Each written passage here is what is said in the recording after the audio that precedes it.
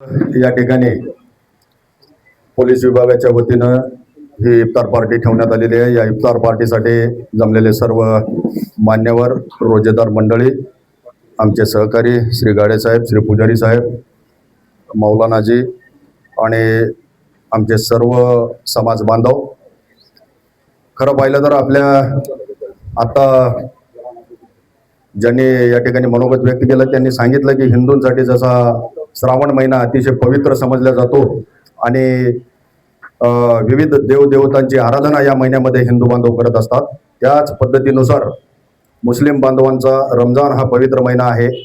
या महिन्यामध्ये सर्व मुस्लिम बांधव आणि इतर सर्व समाज बांधव सुद्धा काही प्रमाणामध्ये रोजे ठेवतात आणि ईश्वराची आराधना करण्याचा त्या ठिकाणी पूर्ण त्यांचा प्रयत्न आहे। मी या रमजानच्या निमित्तानं आणि येणाऱ्या ईदच्या निमित्तानं, त्याचबरोबर उद्याचा गुढीपाडवा आणि येणारी रामनवमी या तीनही सणांच्या निमित्तानं उपस्थित सर्व बांधवांना मनपूर्वक अशा शुभेच्छा देतो। खरं पाहिलं तर आपण सर्वजण, कोणी अल्लाची आराधना करत असेल, हिंदू बांधव ईश्वराची प्रार्थना करत असतील, आपण सर्वजण हे एकाच ईश्वराची लेकरे आहोत। परंतु काल परत्वे थोडेसे मनामध्ये मतभेद आणि बाकी गोष्टी त्यामध्ये जडल्यामुळं एकमेकाप्रती काही वेळेला गिले शिकवे असू शकतात, परंतु आपण वेळीच हे सर्व भेद विसरून एकत्र येऊया आणि एक चांगली परंपरा या ठिकाणाहून पुढे घेऊन जायची आहे। भेद सारे मावळू द्या, भेद सारे मावळू द्या, वैर साऱ्या वासना, मानवाच्या एकतेची पूर्ण करूया कल्पना। या उक्तीप्रमाणे आपण सर्वजण कुठेतरी एक आहोत, एका देशाचे नागरिक आहोत, सर्वजण या भारताचे नागरिक आहेत, हा विचार अंगीकारून आपल्याला पुढे जायचं आहे। आणि या रमजानच्या निमित्तानं आणि येणाऱ्या सणांच्या निमित्तानं ईश्वराची असीम कृपा, अल्लाह की मेहर नजर आप सभी पर बनी रहे, ऐसी मैं यहाँ पर शुभकामना करता हूँ।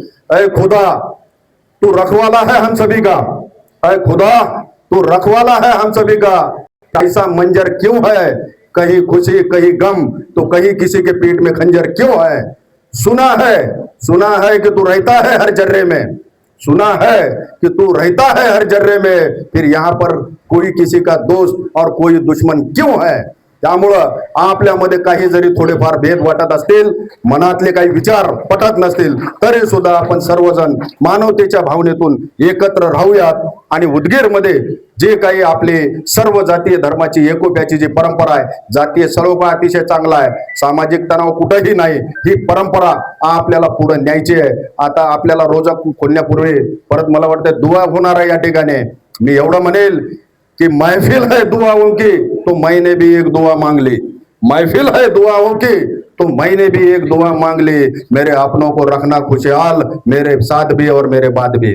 आणि आपण सर्वजण या देशाचे, हिंदुस्थानचे, भारत देशाचे एक जबाबदार नागरिक म्हणून समाजामध्ये वावरणार आहोत आणि कुठेही कसल्याही पद्धतीचा गालबोट लागणार नाही आणि असलेली शांततेची परंपरा हे पुढं अनादी काल पुढे न्यायचे आपल्याला। मित्रांनो, आपण पाहिलेलं आहे सध्या जागतिक स्तरावर काय घडामोडी चालू आहेत, कुठून कुठं बॉम्बगोळा येऊन कोणाकडे पडेल, युद्धात आहेत की नाही माहित नाही, परंतु कुठेही चाललेलं आहे। परंतु आपण अतिशय नशीबवान आहोत की आपल्याला या भारत देशामध्ये जन्म मिळालेला आहे, त्यातल्या त्यात अतिशय पुरोगामी आणि विचारानं प्रगल्भ अशा या राज्यामध्ये आणि चांगल्या संस्कृतीमध्ये आम्ही या महाराष्ट्रामध्ये जन्मलेलो आहोत आणि इथंच जे काय व्हायचंय तो आपला शेवट होणार आहे। त्यामुळं आपण एक लक्षात घेतलं पाहिजे, इथली संस्कृती आणि सर्व परंपरांचा, आपण एकमेकाच्या धर्मांचा आपण या ठिकाणी आदर करू, एकमेकाच्या धर्माच्या विचारांचा आपण आदर करू। एखाद्या व्यक्तीला जर मंदिरासमोर झुकायचं असेल तर त्याला निश्चितपणानं मस्जिद समोर झुकावंच लागेल आणि मस्जिद समोर झुकणारा व्यक्ती निश्चितपणानं त्या ठिकाणी मंदिरासमोर झुकणारच आहे। या ठिकाणी आपल्याला आपल्या संविधानानं विचाराची क्रांती आहे, तुम्हाला अभिव्यक्ती स्वातंत्र्य आहे, विचार व्यक्त करण्याचं स्वातंत्र्य आहे, भ्रमणाचं स्वातंत्र्य आहे, इकडे तिकडे फिरण्याचं स्वातंत्र्य आहे, व्यवसायाचं स्वातंत्र्य, या सगळ्या गोष्टी आपल्याला आपण हिंदुस्थानमध्ये असल्यामुळं, देशामध्ये असल्यामुळं मिळालेल्या आहेत। त्यामुळे इथल्या विचारांचा आपण आदर करूया। जमी पर घर बनाया हमने मगर जन्नत में रहते हैं, जमी पर घर बनाया हमने मगर जन्नत पर रहते हैं, कितने खुश नसीब है हम लोग कि भारत में रहते हैं।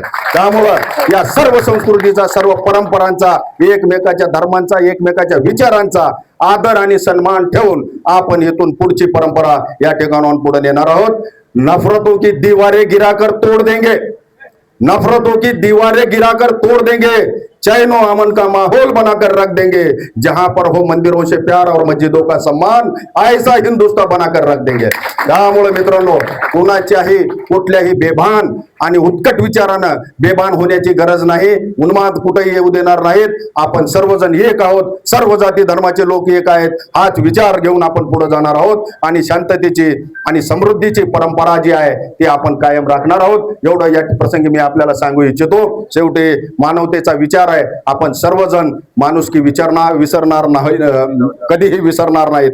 तोच आपला खरा धर्म आहे। त्यामुळं आपण तो माणुसकीचा आणि इन्सानियतचा धर्म निश्चितपणानं आपल्या शेवटच्या श्वासापर्यंत, कुरानचा सुद्धा संदेश त्याच धरतीवर आहे, शांति और अमन का संदेश लेकर हम सब आगे बढ़ते रहेंगे। इंसानियत ही पहला धर्म है इंसान का, इंसानियत ही पहला धर्म है इंसान का, उसके बाद में पन्ना खुलता है गीता और कुरान का। त्यामुळं आपण माणुसकीचा हा संदेश, शांततेचा हा पैगाम आपण शेवटच्या श्वासापर्यंत जपूयात, एवढं मी या ठिकाणी आपल्याला आवाहन करतो। आणि पुन्हा एकदा आपण सर्वजण एक मिळून या उदगीर मधली शांतता, उदगीर मधली जी शांतता, जातीय सलोख्याची परंपरा आहे, याचा एक आदर्श केवळ लातूर जिल्ह्यापुरता मर्यादित न ठेवता अख्ख्या महाराष्ट्रात आणि देशभरामध्ये गाजवूया, एवढी मी या ठिकाणी भावना व्यक्त करून थांबतो। जय हिंद, जय महाराष्ट्र। मौलाना से गुजारिश करूंगा कि दुआ पढ़ाएं। मौलाना हफीजुर रहमान साहब।